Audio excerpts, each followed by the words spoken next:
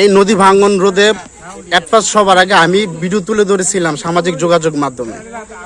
ইদানিং আমরা একটা গুঞ্জন শুনছি এই নদী ভাঙন রোধে ছোট্ট একটা বাজেট এসেছে, সেটা আমাদের কাছে অনেক বড়। আপনি জানেন কিনা এই বিষয়ে?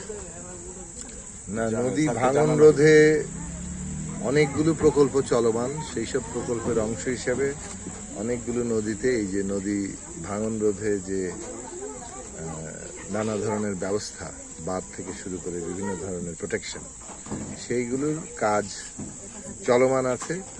এই উজানচরেও একটা প্রকল্পের অংশ এখানে কাজ করছে, সেটা আমরা জানি, আমাদের সংশ্লিষ্ট ইঞ্জিনিয়ারদের সাথে কথা হয়েছে। কিন্তু সেটা যে আসলে বাস্তবে পুরো সমস্যার সমাধান করবে কিনা সেইটা জানার জন্যই আমি আসলে দেখতে এসেছি। প্লাস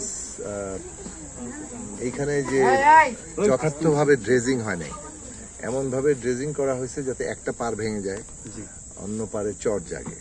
ফলে এইটারও তো একটা বৈজ্ঞানিক দিক আছে। তো এখানে যারা পানি বিশেষজ্ঞ তাদেরকে এবং প্রকৌশলীদেরকে যথার্থভাবে কাজে লাগালে, মানে গোষ্ঠী স্বার্থ কিংবা কায়েমি স্বার্থ বাদ দিয়ে যদি কাজ করা যায়, তাহলে জনগণের সবার উপকার হয়, নদীর পানিও প্রবাহিত হয়। কিন্তু এখানে নানান রকম গোষ্ঠী স্বার্থ, কায়েমি স্বার্থ কাজ করেছে অতীতে, যার ফলে এই কোনো কিছুরই সমাধান আমরা পাইনি, বরং মানুষ দুর্ভোগের মধ্যে পড়েছে। তো সেইটাও এখন সেই দুর্ভোগ আমরা দেখতে পাচ্ছি। এটা কিভাবে কত দ্রুত মানে একটা এমন পদক্ষেপ নেওয়া যায় যেখানে আমরা নদীর পানি প্রবাহ বজায় রাখতে পারি, আবার আমাদের ঘর বাড়ি, আমাদের মানুষের বসতি সেটাও রক্ষা করতে পারি। তো সেই জন্য স্থানীয় মানুষের তো একটা অভিজ্ঞতা আছে, স্থানীয় মানুষদের সাথে বসবাস করেন, যার ফলে তাদের একটা অভিজ্ঞতা আছে। দীর্ঘদিন ধরে তারা নদীকে দেখেন, নদীর গতি প্রকৃতি তারা বোঝেন, যার ফলে সেইভাবে তারা তাদের অভিজ্ঞতাগুলো নিয়ে কথা বলেন। সেই জায়গা থেকে আমি স্থানীয় মানুষজনের সাথে এর আগেও কথা বলছি, আজকে সরেজমিনে কিছুটা দেখলাম, বুঝলাম। ফিরে গিয়ে খুব শিগগিরই আমাদের বাঞ্ছারামপুরের এবং জেলা পর্যায়ের এবং কেন্দ্রীয় পর্যায়ের যারা মন্ত্রণালয়ের সাথে দায়িত্বপ্রাপ্ত যারা আছেন তাদের সাথে কথা বলবো, এবং তারা যাতে এখানে দ্রুত এইখানকার নদী ব্যবস্থাপনা বিষয়ে একটা যথার্থ একটা পরিকল্পনা নেন এবং সেই অনুযায়ী আসলে পদক্ষেপটা নেন। মানে বাজেট দেওয়া হলো কিন্তু সেটা সমাধান হলো না, গ্রহণযোগ্যতা পাইলো না, তখন যেটা হয় যে ওই টাকাটাও অপচয় হয়ে যায়। আচ্ছা স্যার, আপনি তো পরিকল্পনা মন্ত্রী, আমরা এমন ভাবে চিন্তা করব যাতে করে সমস্যাটার সত্যিকার সমাধান হয়, আবার আমরা নদীর ব্যবস্থাপনাটাও, পানি ব্যবস্থাপনাটাকেও আমাদের প্রকৃতির নিয়ম অনুযায়ী আমরা রাখতে পারি। সব মিলিয়ে সব দিক বিবেচনা করে আমাদের সিদ্ধান্ত নিতে হবে, সেই অনুযায়ী আমাদের প্রকল্পের কাজ নিতে হবে, সেভাবেই আমরা চেষ্টা করবো ইনশাআল্লাহ। আপনি যখন বলছিলেন ওই দিন দেখা পরে যে আমাকে তাড়াতাড়ি একটা দ্রুত একটা দরখাস্ত দেন, আমি কিন্তু অলরেডি দিছি, রেজাউলের কাছে আছে দরখাস্ত। আচ্ছা, খুব শীঘ্রই আমরা এই বিষয়ে ব্যবস্থা নিব।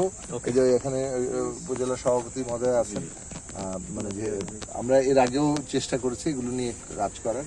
আসলে বর্ষা মৌসুমটা এবার আসলে বোঝা যাচ্ছে যে মানে সমস্যাগুলো কিরকম চেহারা নেয়, এবং তারপরে সমাধান সূত্রটাও ভালো করে বুঝতে সক্ষম হবে। মানে প্র্যাকটিক্যালি না থাকলে অনেক সময় মানে যদিও আপনাদের এই অভিজ্ঞতা আছে, কিন্তু এই অভিজ্ঞতা আছে একরকম, কিন্তু ইঞ্জিনিয়াররা সিদ্ধান্ত নেয় আরেক রকম, অথবা সিদ্ধান্ত কারা যে নেয়। আমাদের সরকারের বয়স মাত্র 3 মাস, আমাদেরকে একটু সময় দিতে হবে। মাননীয় মন্ত্রী মহোদয় আরো 3 মাস সময় চেয়েছে, হয়তো 3 মাস হবে না, সেটা 6 মাস লাগতে পারে ইনশাআল্লাহ। আমরা আগামী শুকনো মৌসুমে এটা দেখভাল করে পরীক্ষা নিরীক্ষা করে স্থায়ী একটা সমস্যার সমাধানের দিকে আমরা এগিয়ে যাবো।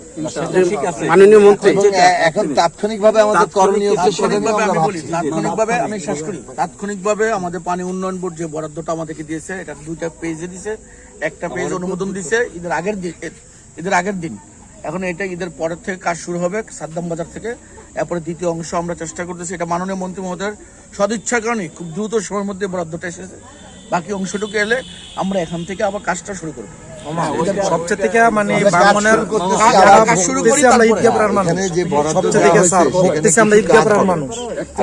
বলি যা বরাদ্দ এসছে সেইটার কাজ হবে, কাজ শুরু হবে, একই সাথে আবার এই কাজটা সমস্যার সমাধান করবে সমাধানের জন্য নাকি আমাদের অন্য কিছু ভাবতে হবে, সেই ভাবনার কাজটা আমরা নদীর যে ভাঙনে মানে আমরা